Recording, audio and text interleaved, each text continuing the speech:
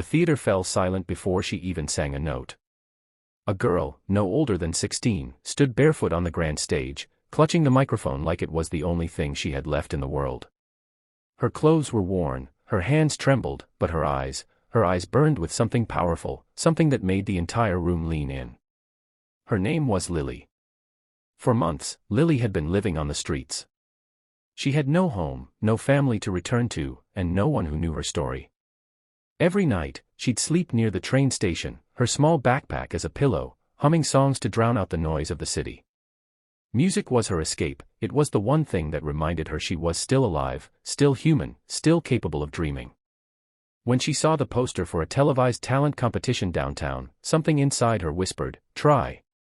It didn't make sense. How could a homeless girl walk into a place filled with shining lights and perfect voices? But she had nothing left to lose. The next morning, she gathered her courage, washed her face in a public restroom, and walked into the audition hall. The guards almost turned her away.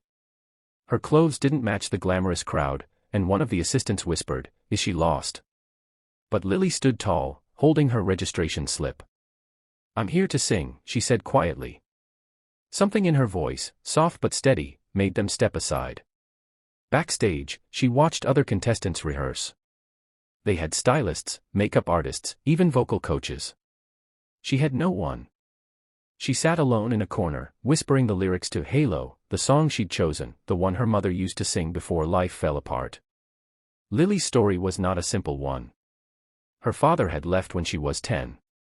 Her mother worked 2 jobs to keep them fed, but after a long illness, she passed away. With no relatives willing to take her in, Lily was left to survive on her own.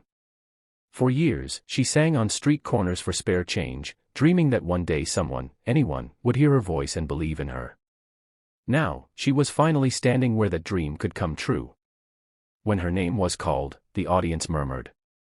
She looked fragile, out of place. The judges exchanged uncertain glances, expecting another nervous performance that would be quickly forgotten. But the moment the first note escaped her lips, everything changed. Her voice was pure, trembling at first, then rising like light breaking through clouds. The lyrics of Halo echoed across the hall, each word soaked in pain, hope, and something divine. She wasn't just singing, she was telling her story without words. The audience stopped breathing. Even the judges, so used to polished perfection, felt tears building in their eyes. Midway through the song, her voice cracked slightly. She closed her eyes, took a shaky breath, and kept going. That imperfection made it real. It wasn't about hitting every note, it was about feeling every one of them. When she finished, there was silence. A long, powerful silence. Then the entire room erupted in applause. People stood, clapping, crying, cheering her name. The judges were speechless. One of them pressed the golden buzzer, and golden confetti rained down over Lily, who stood frozen in disbelief. For the first time in years, she smiled, a real smile that reached her eyes.